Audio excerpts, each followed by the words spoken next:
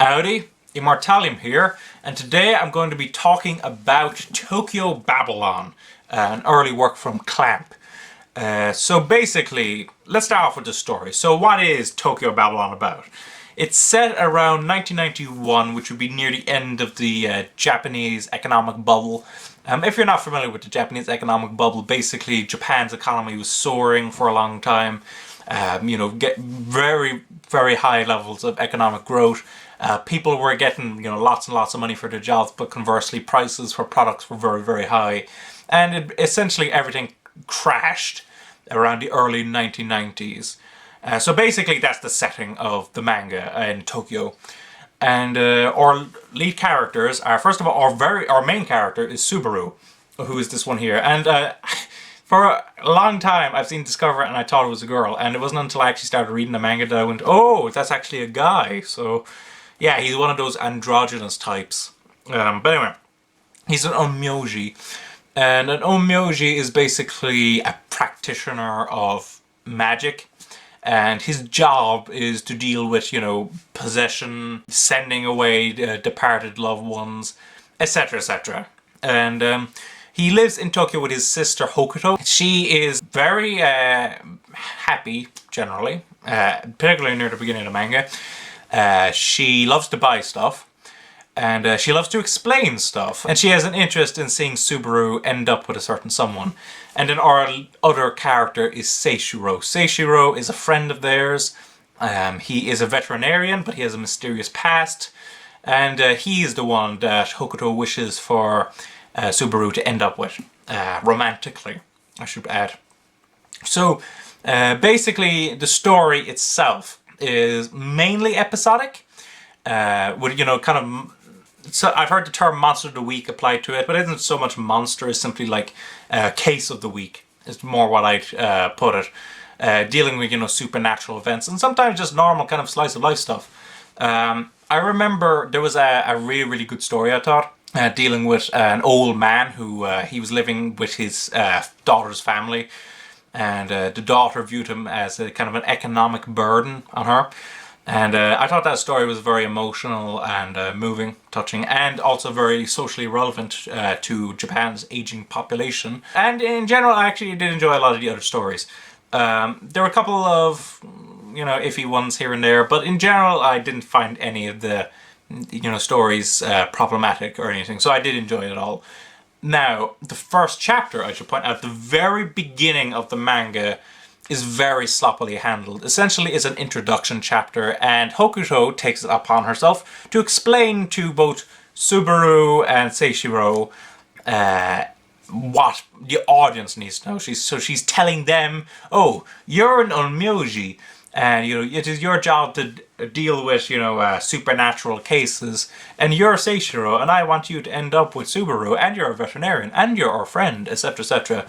And I find that very first chapter to be very sloppily handled, very exposition front-loaded, and generally just uninteresting. And I remember reading that chapter and kind of wondering to myself, oh my god, am I not going to enjoy this manga? But, because of those short stories I did end up enjoying this. Now, the other thing I should point out is that as the manga continues on, it becomes more serialized, more kind of more of a connected story. And I will say there are certain parts of the story that I do like, the ongoing story, which in particular what I really liked was the character development of Subaru. Now I will cover that in the character section, but I just want to point one thing out which I did find quite not exactly pleasant to read, and that is Seishiro's quote-unquote mysterious past. Which in fairness is mysterious, but is a bit on the not too well handled side. Basically, we're given lots and lots of kind of flashbacks throughout the story that kind of point out that Seishiro has actually met Subaru before, and Subaru doesn't even remember this. And of course it's kind of going on and going, oh, who is Seishiro, what's his plan, etc., etc. But there isn't really that much development that happens, during the story. All that development regarding Seishiro and his meeting Subaru, earlier in life, really climaxes near the end of the story with pretty much no development in the middle of it.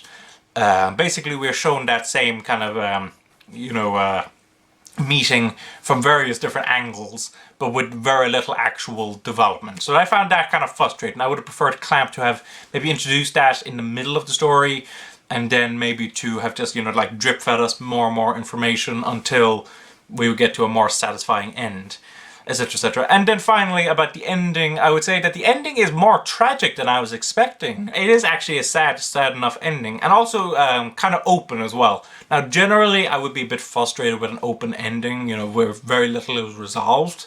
But there is something I want to point out, and that is Clamp actually made a sequel to Tokyo Babylon.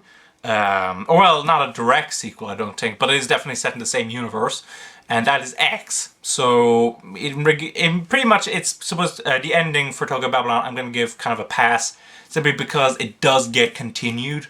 And, I did enjoy the kind of sadder ending than I was expecting.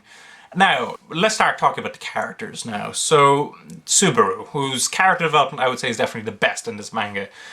He is one of those kind of manga main characters who he's really, really, observant with other people about, what's troubling them, what's upsetting them, how he can help them, etc., etc. But he has absolutely no ability to be able to look at his own issues and to see what's troubling himself and what he wants, etc., etc. So as the story goes on, he starts dealing with a lot of kind of more emotional crises. At first, beginning mainly from certain standalone stories, in particular one that dealt with the murder of a young girl. Then it starts to go into the more serialized aspect when, troubles regarding Seishiro start cropping up. And I really like how he develops over the course of the story to the point now where he is a very, very different character near the end. A much more kind of darker and more interesting character, I would have to say. And you can understand completely how he develops. So I really did like his character development throughout the manga. Hokuto is flat out annoying. That's what I'm going to say for Hokuto. Hokuto, I did not enjoy that much throughout the story. She seems very pushy in getting Subaru and Seishiro to end up together, which particularly near the beginning is mainly for comic relief. And she's also very much there to give exposition. Now, thank God, throughout the story, she starts giving less and less exposition and becomes more on the dramatic side. But even so, I would have preferred to have seen that near the beginning. So even though she becomes more sympathetic later in the manga, overall, I'm just going to have to say that I didn't really care for her that much. So that's what I'm going to say for her. And then Seishiro. Seishiro is a bit of an odd character for me to kind of analyze. Basically, he is very polite, very charming, and very nice to the main characters throughout much of the story. But we know that there's something going on in the background with him. And I guess my big issue with his kind of character development was the fact that... Okay, so we're very familiar with his appearance for Subaru and Hokuto, of which character I'm not that keen on. He's very much there to play comic relief. Oh, I'm in love with you, Subaru, etc., etc. But I did find the other aspect of him, where we actually see that he does have some powers of his own, to be a much more interesting side of him. But we only get snippets here and there. So I would have liked that to have been kind of more heavily introduced near the beginning. So essentially, I guess I can break the entire kind of story and character development down to be an issue of pacing. Now, considering that this is an early work from Clamp, that would be like kind of expected. And in fact, an earlier work that I reviewed from them, RG Veda, suffered from the same kind of pacing issues, although more so there. So very much from a kind of story pacing issue perspective, Tokyo Babylon is an improvement over RG Veda. Now, the area that Tokyo Babylon is not an improvement over RG Veda is the art. Now, the art is Clamp's very beautiful hair, handsome and attractive characters, and elongated looks. And in general, I really do like the art, I'm going to say.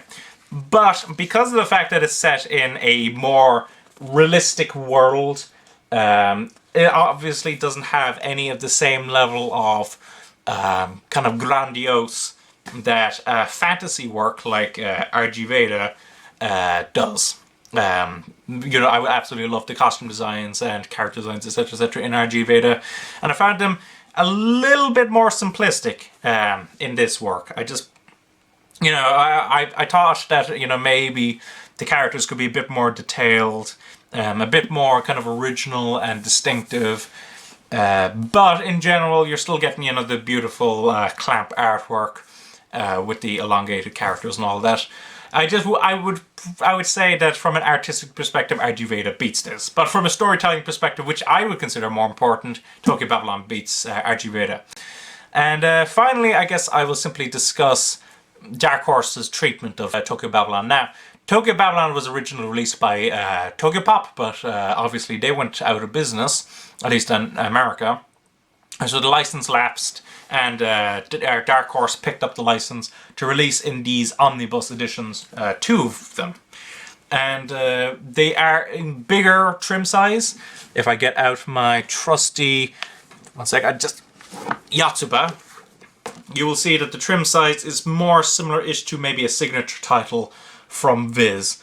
And but to be honest, I'm still kind of haven't really gotten an answer as to why Dark Horse seems to flip-flop between, you know, kind of a standard Japanese tankobon size like Chobits, Angelic Lair, Magic Knight Rare, and Legal Drug, and then they give, like, you know, Cardcaptor Sakura, Clover, and Tokyo Babylon larger trim sizes. I would just prefer them all to be larger trim sizes because, you know, if nothing else, Clamp are, you know, pretty damn good artists.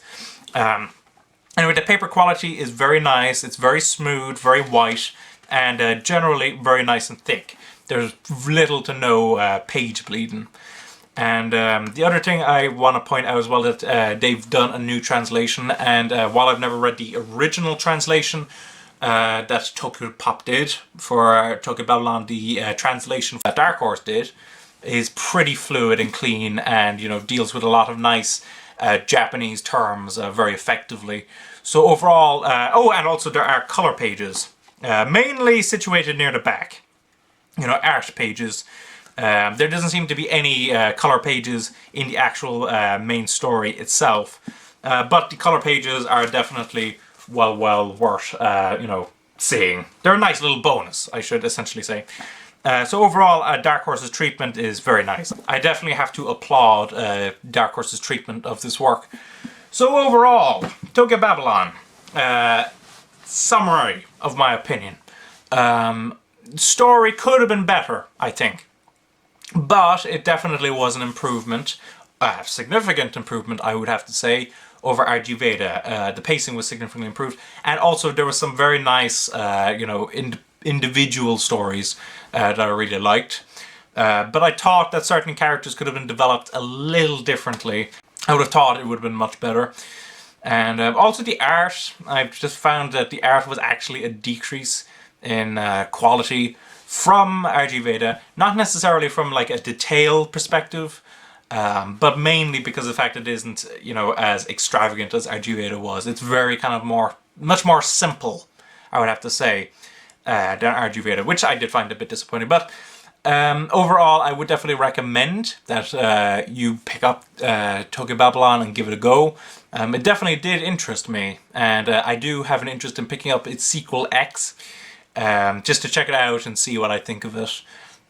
So yeah, hopefully you enjoyed this video. Thanks for watching. Don't forget to comment, rate, subscribe, and bye bye.